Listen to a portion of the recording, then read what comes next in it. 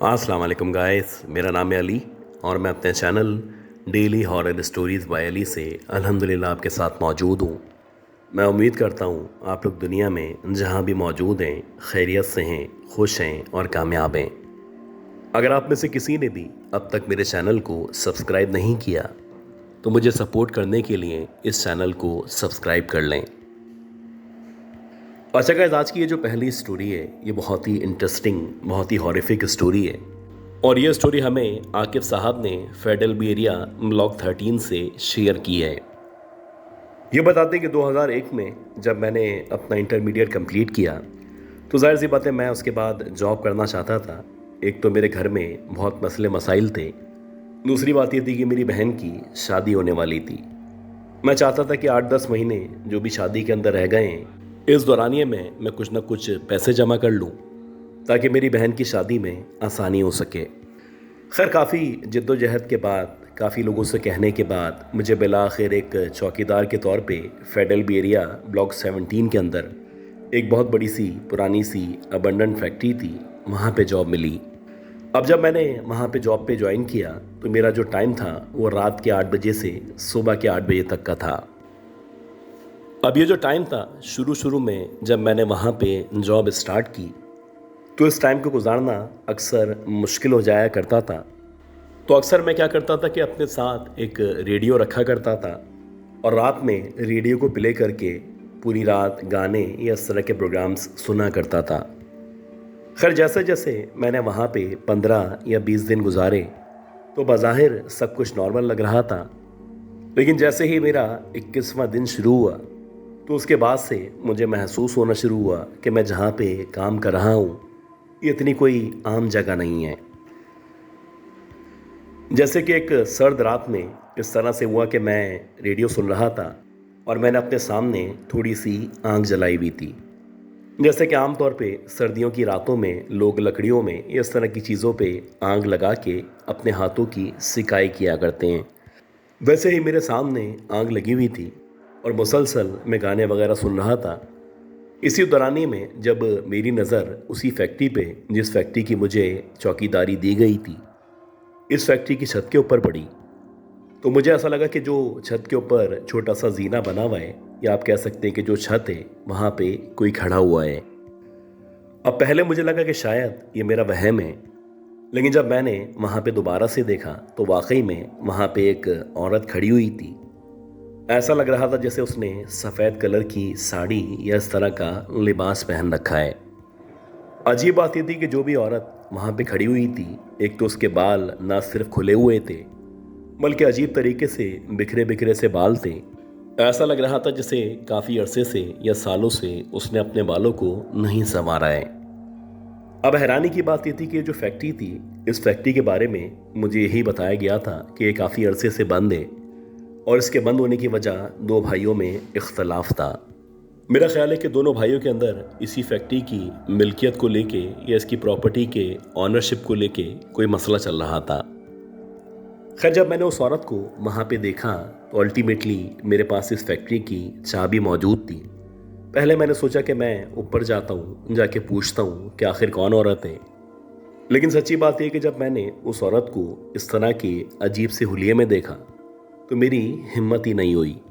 मैंने जानबूझ के उस औरत को नज़रअंदाज किया और मैंने कुछ देर के बाद जब वापस छत की तरफ देखा तो अब की बार जब मैंने छत के ऊपर देखा तो वहाँ पे कोई भी मौजूद नहीं था।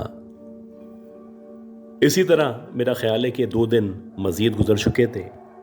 2 दिन के बाद मैं इत्तेफाक से उस फैक्ट्री के गेट के बाहर चेयर डाल के बैठा हुआ था और आज ऐसा लग रहा था कि मामूल से ज़्यादा सर्दी है और जो भी इक्का दुक्का लोग रात में अक्सर नज़र आ जाया करते थे, आज कोई भी नज़र नहीं आ रहा है।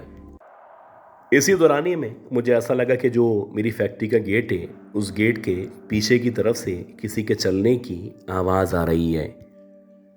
जैसे जैसे वो वजूद चलता जा रहा था वैसे वैसे महसूस हो रहा था कि जो भी अंदर मौजूद है वो यकीनन एक औरत है और उसने अपने पाँव में पायल या घुंघरू पहन रखे हैं।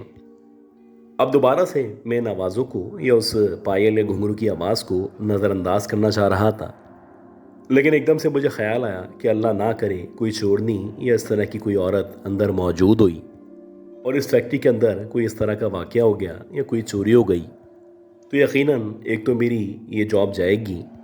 दूसरी बात ये कि जो मालिकान होते हैं इनका कोई भरोसा नहीं होता। अक्सर ये जो आपके मुलाजमीन होते हैं उनके ऊपर ही मुकदमात दर्ज करवा दिया करते हैं। अब जैसे ही ये ख्याल मेरे जहन में आया, मैंने अपनी जेब के अंदर से उस दरवाजे की चाबी निकाली और उसको खोलने की कोशिश करने लगा।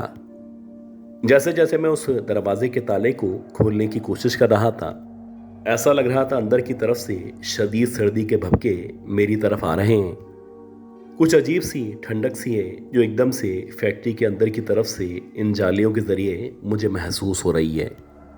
खैर, जैसे तैसे करके तकरीबन 5 मिनट के बाद जब वो ताला खुला, तो ताला खोलने के बाद जैसे ही मैंने दरवाज़ा खोलना शुरू किया, तो अब मेरी नाक से मोगरा या रात की रानी की खुशबू टकराना शुरू हो चुकी थी।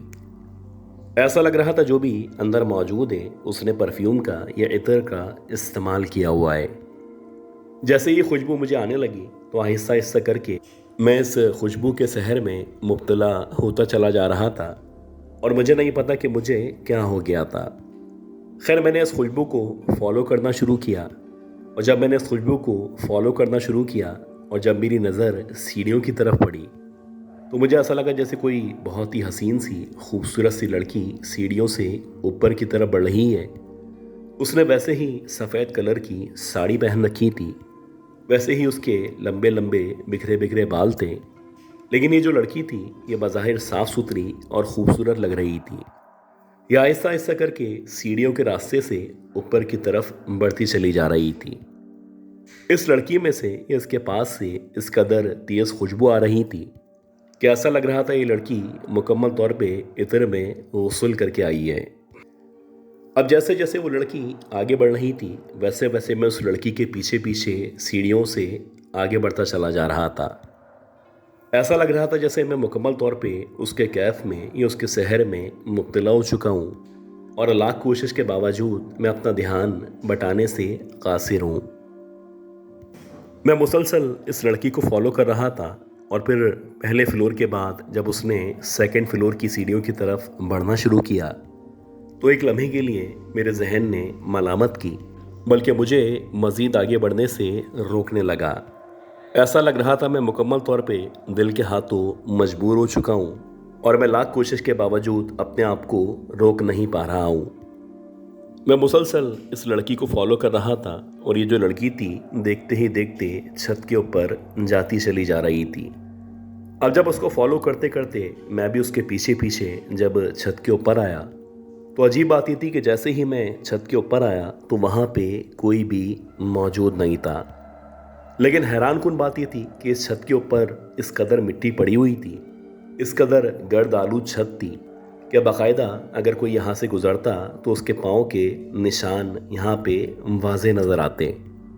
और ऐसा ही था कि जब मैंने उस छत के ऊपर जो भी मिट्टी पड़ी हुई थी जब गौर करना शुरू किया, तो मैंने देखा कि एक औरत के उल्टे पाँव के निशान मुझे मुसलसल छत के आखिर तक जाते हुए नज़र आ रहे हैं। लेकिन हैरान कुन बात ये थी कि ना ही वो औरत वहाँ पे मौजूद थी और ना ही मुझे उसकी कोई निशानी नज़र आ रही थी। तो फिर यह अजीब ताज्जुब वाली बात थी, जबकि उसके पाँव के निशान मौजूद थे, तो भला इस औरत या इस खूबसूरत लड़की को या ज़मीन खा चुकी थी या फिर शायद आसमान उस औरत को निगल चुका था। खैर, मैं कुछ देर वहाँ पे देखने के बाद नीचे आ चुका था और नीचे आने के बाद इसी तरह रात के तकरीबन 5 साढ़े 5 बजे का टाइम था। आप कह सकते हैं कि फ़जर की अजान होने में तकरीबन 15 या 20 मिनट बाकी थे। एकदम से मुझे ज़रूरत महसूस हुई कि मुझे वॉशरूम जाना चाहिए। अब जैसे ही मुझे वॉशरूम जाने की ज़रूरत महसूस हुई तो मैंने वॉशरूम की तरफ बढ़ना शुरू किया। अजीब बात ये थी कि जो वॉशरूम था ये फैक्ट्री के बाहर की तरफ मौजूद था और यहाँ पे जाने के लिए भी मुझे अंदर जाने के लिए ताला खोलना पड़ता था। खैर, मैंने जो भी ताला वगैरह लगा था उसको खोला। खोलने के बाद जब मैं एंटर हुआ तो अंदर जाते ही जो एक लाइट का बटन लगा हुआ था, मैंने उस बटन के ज़रिए लाइट को ऑन किया। खैर मैं वॉशरूम के अंदर बैठा हुआ था और मुझे बैठे बैठे मेरा ख्याल है कि 3 या 4 मिनट गुजर चुके थे। अब मुझे ऐसा लग रहा था कि जहाँ पे मैं वॉशरूम के अंदर मौजूद हूँ, इस वॉशरूम के बाहर की तरफ कोई मौजूद है, और ना सिर्फ मौजूद है बल्कि बार बार कभी एक तरफ कभी दूसरी तरफ चक्कर लगा रहा है।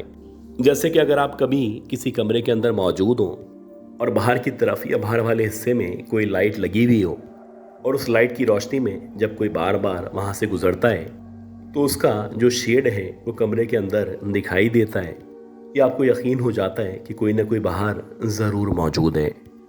अब जब मुझे काफ़ी देर तक इस तरह की शेड्स नज़र आते चले गए तो बिलाखिर मैंने वॉशरूम से खड़े होके जब नीचे से यानी वो जो झिर्री मौजूद थी उस झिर्री के ज़रिए बाहर की तरफ देखना शुरू किया, तो जो मंज़र मैंने देखा ये मंज़र मेरी ज़िंदगी का खौफनाक तरीन मंज़र था। मेरे सामने दो ऐसे पाँव मौजूद थे जो कि ना सिर्फ उल्टे पाँव थे बल्कि ऐसा लग रहा था कि कुछ बहुत ज़्यादा ही लंबे लंबे काले काले से बाल हैं जो किसी औरत के पाँव के ऊपर मौजूद हैं। हैरान कुन बात यह थी कि उसका जो वजूद था या जितना हिस्सा मुझे नज़र आ रहा था उसके मुताबिक उसका मुंह किसी और तरफ था, जबकि वो जिस तरफ चल रही थी उसकी अपोजिट डायरेक्शन में उसकी उंगलियां मौजूद थीं। एक लम्हे के लिए ऐसा लगा जैसे वही लड़की वही औरत जो अब से कुछ देर पहले मुझे नजर आई थी वो सरासर वॉशरूम के बाहर मेरा इंतज़ार कर रही है कि जैसे ही मैं वॉशरूम से फ्री होके दरवाज़ा खोलूं तो वो मेरे सामने मुंतज़िर हो। आप यकीन करें कि मैं 10 मिनट तक वॉशरूम के अंदर बैठा रहा, और उसके बाद जब फजर की अजानें शुरू हुई तो अजान होने के बाद जब मैंने नीचे से बाहर की तरफ झांका तो अब ऐसा लग रहा था कि जो भी औरत यहाँ पे मौजूद थी वो ना सिर्फ यहाँ से जा चुकी है बल्कि अब लग रहा था जैसे उसके यहाँ पे मौजूदगी के कोई भी आसार मौजूद नहीं है। खैर अजान के बाद जब मैं बाहर आया और बाहर आने के बाद जब मेरी जो कैफियत थी ज़रा बेहतर हुई तो मैंने दोबारा से फैक्ट्री के अंदर जाके इधर उधर देखना शुरू किया। अब आहिस्ता आहिस्ता करके उजाला हो रहा था और ऐसा लग रहा था कि फैक्ट्री के अंदर हल्की हल्की सी रोशनी आना शुरू हो चुकी है।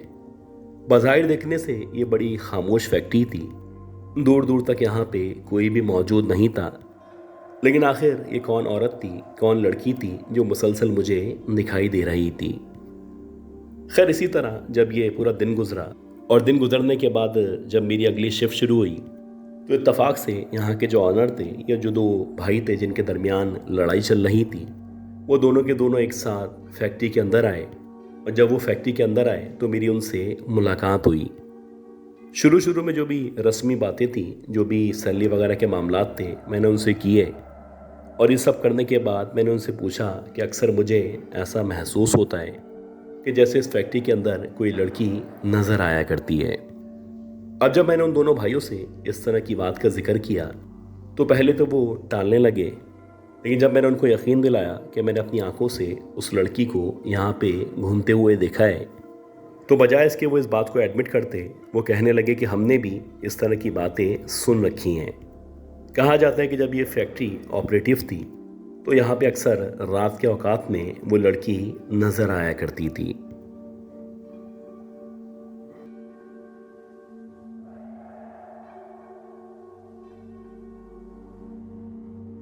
अच्छा गाइस, उम्मीद करता हूँ ये जो पहली स्टोरी थी ये कहानी ये स्टोरी आपको ज़रूर पसंद आई होगी। अब हम चलते हैं आज की दूसरी बहुत ही खौफनाक कहानी की तरफ, और मैं उम्मीद करता हूँ कि आपने अब तक इस ऑडियो को इस वीडियो को लाइक ज़रूर कर दिया होगा। ये किस्सा अब से तकरीबन 100 से 90 साल पुराना है, और ये किस्सा इनके परदादा ने इनके दादा को और इनके दादा ने इनके वालिद साहब को और फिर इनके वालिद ने अब से तकरीबन 20-25 साल पहले इनको सुनाया था। बेसिकली इनकी जो रिहाइश थी वो रानीपुर से आगे किसी गांव में मौजूद थी, और ये उस दौर की बात थी जब इंडिया पाकिस्तान एक हुआ करते थे। अंग्रेज़ों का दौर चल रहा था और आज़ादी की जो तहरीक है वो अपने उरूज पे थी। उस दौर में इनके गांव के अंदर एक वसीम नाम का आदमी रहा करता था। बेसिकली आदमी तो ना कहें, वो एक लड़का था जो कि बहुत ही स्मार्ट सा साफ़ सुथरा लड़का था, और उस दौर के हिसाब से भी उसके अंदर इस कदर अट्रैक्शन मौजूद थी कि जो भी उसको एक दफ़ा देख लेता तो उसका दीवाना होता चला जाता। बात ये थी कि वो न सिर्फ देखने में बल्कि वैसे भी यानी अखलाकी तौर पे भी बहुत अच्छा लड़का था, जिसके भी पास जाता बहुत अच्छी तरह मिलता, लोगों का अदब करता, और ख़ास तौर पे इस गांव के अंदर किसी के ऊपर भी कोई मुश्किल आती तो वो अपने तौर पे कोशिश करता कि उसकी मुश्किल को आसान कर सके। बात सिर्फ इंसानों की नहीं थी। अक्सर जब जानवरों में कोई मसला होता, कोई चोट लग जाती, कोई ज़ख्म होता, तो ये आगे बढ़ चढ़ के उनकी भी मदद किया करता था। अब वो पुराना दौर था, सादा दौर था, बहुत अच्छे लोग हुआ करते थे। जाहिर सी बात है उस दौर में ही इस तरह के लोग पैदा हुआ करते थे। तो वैसे ही एक दिन ये एक दफ़ा बाहर निकला तो वो खेतों से होता होता बिला आखिर एक ऐसी जगह पे आ गया जहाँ पे एक टीला नुमा जगह मौजूद थी। जब ये वहाँ पे पहुँचा, वहाँ पहुँचने पे इसको पता चला कि उस टीले के बिल्कुल बैक साइड पे एक बकरी का बच्चा है जो फंसा हुआ है, और ऐसा लग रहा था जैसे उसका पाँव किसी पत्थर के अंदर या किसी रस्सी के अंदर जाके फंस चुका है। अब वसीम ने जब इस बकरी के बच्चे को मुश्किल में देखा तो जाहिर सी बात है उसके अंदर का जो जज्बा था वो जागर हुआ, और उसने अपने तौर पे डिसाइड कर लिया कि इस बकरी के बच्चे को इस मुश्किल से निजात दिलाएगा। तो उसने इसी हिसाब से उस बकरी के बच्चे की न सिर्फ मदद करना शुरू की, बल्कि आधे पौन घंटे की मेहनत के बाद बिला आखिर ये जो बकरी के बच्चे का पाँव था ये उस जगह से निकाल के इस बच्चे को आज़ाद करा दिया।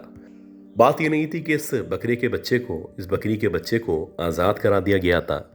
बात ये थी कि उसके पाँव में जो ज़ख़म आया था, जो चोट लगी थी, उस चोट को ख़त्म करने के लिए इसने बाकायदा उस बकरी के बच्चे पे न सिर्फ मरहम लगाया, बल्कि मरहम लगाने के बाद इसके ऊपर पट्टी की। एक ऐसा अमल था, जाहिर सी बात है ये ना सिर्फ इसको बल्कि सबको अच्छा लगता। अब जब ये वाक़या हुआ, ये जो कुछ इसने किया, उसके बाद बैक टू नॉर्मल था, सब कुछ जैसे पहले था वैसे ही हो चुका था। इत्तफाक है कि 4-5 दिन तक ये किसी भी काम में बिजी रहा, और इन 4-5 दिनों में इसका उस जगह पे दोबारा जाना हरगिज़ नहीं हुआ। 4-5 दिन के बाद जब वसीम बताता है कि मैं दोबारा से उस तरफ गया तो मैंने सोचा कि ज़रा देखता हूँ कि बकरी का बच्चा कहाँ पे है। शायद वो किसी जंगल से इस तरफ आ गया होगा, और बहुत ही मुश्किल है कि वो दोबारा से मुझे वहाँ पे नज़र आए। अब जब ये उस जगह पहुँचा, उस जगह पहुँचने पे इसने अपने तौर पे बकरी के बच्चे को तलाश करने की कोशिश की। तो अजीब बात ये थी कि कोशिश के बावजूद ना ही वो बकरी का बच्चा नज़र आ रहा था, और ना ही ऐसा लग रहा था जैसे वो नज़र आने वाला है। इसी रास्ते से जब आप मज़ीद आगे जाते हैं तो उस दौर में वहाँ पे एक छोटा सा एरिया मौजूद था जहाँ पे दरख्त ही दरख्त मौजूद थे, जिसे आप छोटे से जंगल का नाम दे सकते हैं। वसीम बताते हैं कि मुझे उस तरफ से बकरी के बच्चे के मौजूद होने की आवाज़ सी महसूस हुई।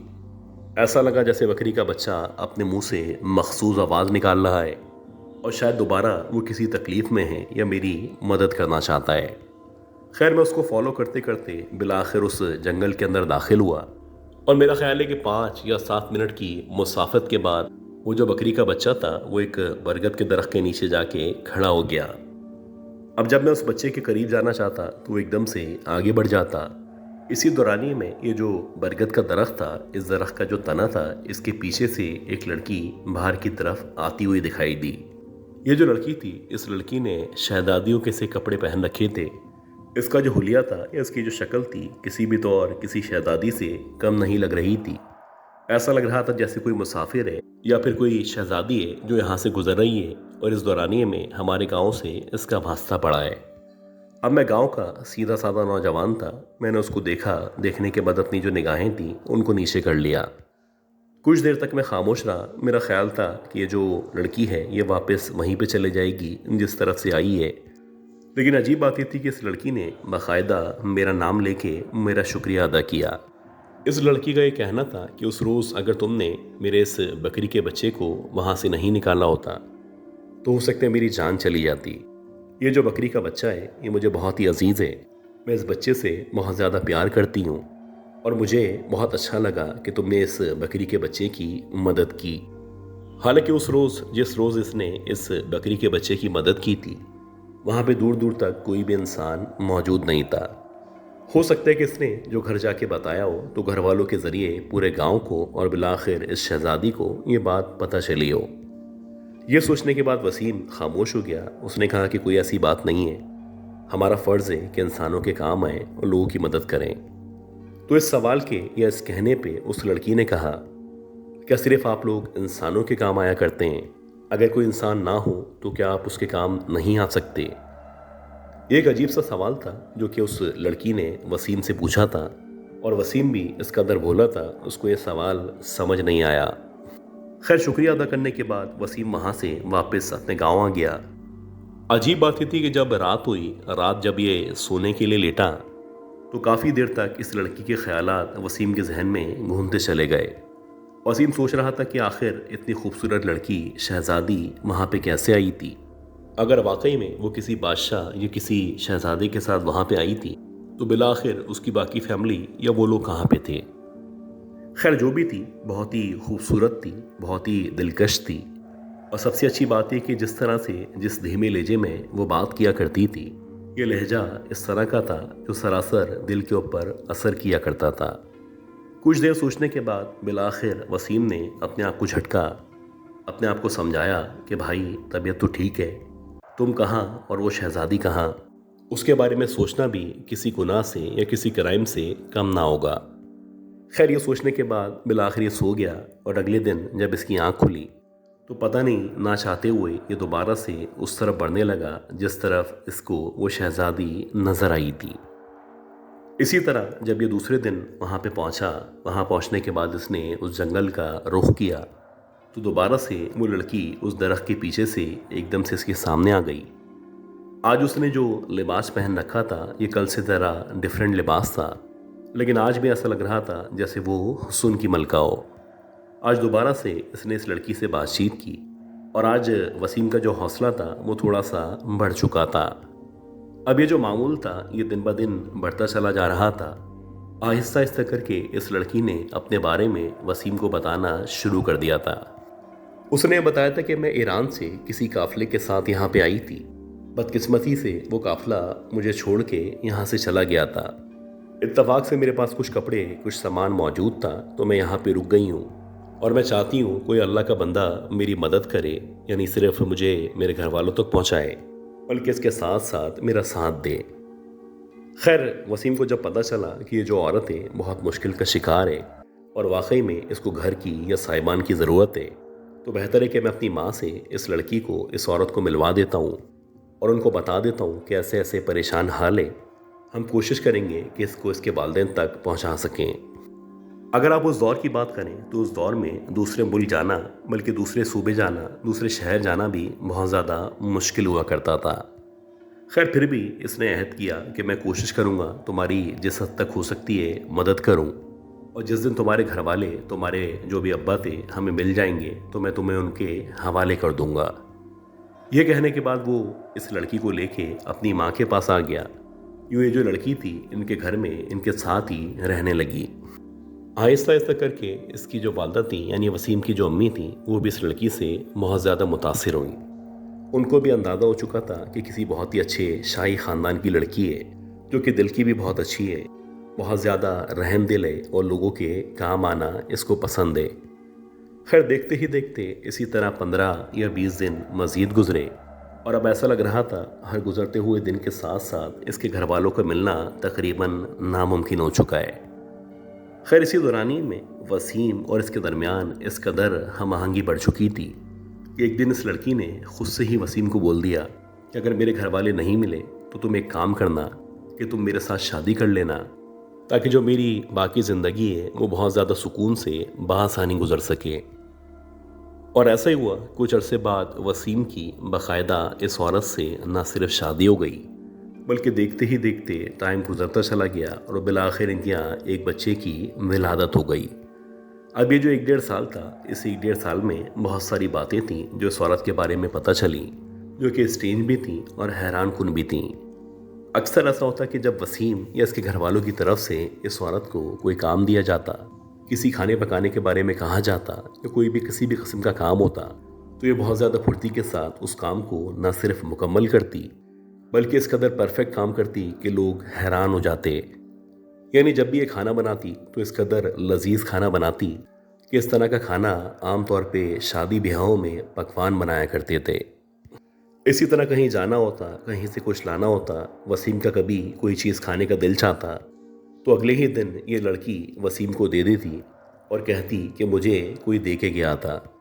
गर्ज के कुछ इस तरह की अजीब अजीब बातें भी थीं जो वसीम के लिए सरासर हैरानी का बाइस थीं, और वसीम सोचा करता था कि आखिर ये कैसे मुमकिन हो सकता है।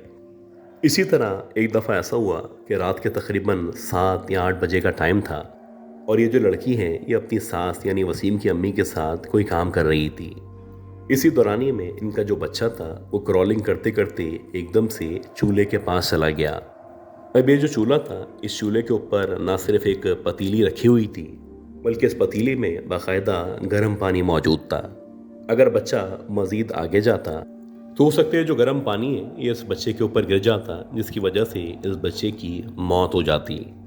अब ये जो कुछ करना था 3-4 सेकंड के अंदर अंदर करना था, और खड़े होके आना या भाग के इस बच्चे को पकड़ना तकरीबन नामुमकिन था। देखते ही देखते जब इनकी अम्मी ने यानी वसीम की अम्मी ने एकदम से चीख मारी और उन्होंने देखा कि वो बच्चा तकरीबन उस पतीली के करीब पहुंच चुका है, तो अगले ही लम्हे इस बच्चे की जो माँ थी, इसने बैठे ही बैठे अपने जो हाथ थे उनको आगे बढ़ाना शुरू किया। यानी वो वैसे ही अपनी जगह पे बैठी हुई थी और उसके जो हाथ थे वो तकरीबन 8 या 9 फीट तक ना सिर्फ आगे आए, बल्कि कुछ सेकंड के अंदर अंदर या 2-3 सेकंड के अंदर अंदर उस बच्चे को पकड़ा और पकड़ के एकदम से पीछे कर लिया। अब ये जो कुछ इसकी सास ने देखा, एक तो इसको यकीन नहीं आया। वो खुश तो थी कि इसका जो पोता है वो बच चुका है, लेकिन हैरान भी थी कि बैठे बैठे इसकी बहू ने आखिर इतने लंबे हाथ कैसे कर लिए थे। ये जो सवाल था ये ना सिर्फ इसकी सास के जहन में बल्कि वसीम के जहन में भी ना सिर्फ गर्दिश कर रहा था, बल्कि हर गुजरते हुए लम्हे के साथ साथ ये लोग परेशान थे कि आखिर ऐसी कौन सी मखलूक है जिसके साथ मैंने शादी कर ली है। खैर, कुछ दिन की परेशानी के बाद मिला आखिर ये जो भी औरत थी जो कि अपने आप को शहजादी बता रही थी, इसने बताया कि बेसिकली मैं एक जिन्नी हूँ और ये जो बकरी का बच्चा है ये मेरी ही फैमिली का एक मेंबर था, जो कि बकरी के रूप में या बकरी के बच्चे के रूप में जंगलों में टहल रहा था, और इसका पाँव वाकई में एक ऐसी जगह फंस चुका था जहाँ से इसको पाँव निकालना बहुत ज़्यादा मुश्किल लग रहा था। अगर उस शाम या उस रात तुमने इस बकरी के बच्चे की या मेरे फैमिली मेम्बर की मदद नहीं की होती तो हो सकता है ये वहीं पे फंसा रहता और हमें पता भी ना चलता। खैर, तुम्हें जब हमने देखा कि तुम इस कदर रहमदिल हो, तुम लोगों की इस कदर मदद किया करते हो, और सबसे बड़ी बात तुम एक अच्छे दिल के मालिक हो, तो मुझे तुम्हें देखते ही या तुम्हारे अखलाक से मोहब्बत सी हो गई थी। मैं नहीं चाहती थी कि मैं तुम्हें बताऊं कि मैं एक जिन्नी हूँ, लिहाजा मैंने जानबूझ के उस दिन उस बकरी के बच्चे को बाहर की तरफ भेजा, जो तुम्हें मुतवज्जह करके बिलाखिर उस जंगल नुमा एरिया में लेके आ गया जहाँ पे मैं अपनी फैमिली के साथ रहा करती थी। खैर, उस रोज़ जब तुम वहाँ पे आए, वहाँ पे आने के बाद तुमने मुझसे बातचीत की और मुझे अपनी मदद की ऑफ़र की, तो मुझे अंदाज़ा हो चुका था कि तुम ही वो आदमी हो जिसके साथ मैं अपनी ज़िंदगी बआसानी गुजार सकती हूँ। हालांकि ये जो शादी थी, ये जो निकाह था, ये सरासर फितरत के ख़िलाफ़ था। कभी भी ऐसा नहीं हुआ करता कि इंसान और जिन की शादी हो जाए। ऐसा नहीं है कि इससे पहले कभी ऐसा नहीं हुआ है, लेकिन आमतौर पर इस तरह के मामलात बआसानी नहीं हुआ करते। तो जब मैंने तुमसे शादी या निकाह करने के बारे में सोचा, तो तुम्हारे घर वालों से ज़्यादा मेरे घर वालों ने बहुत ज़्यादा मुखालफत की।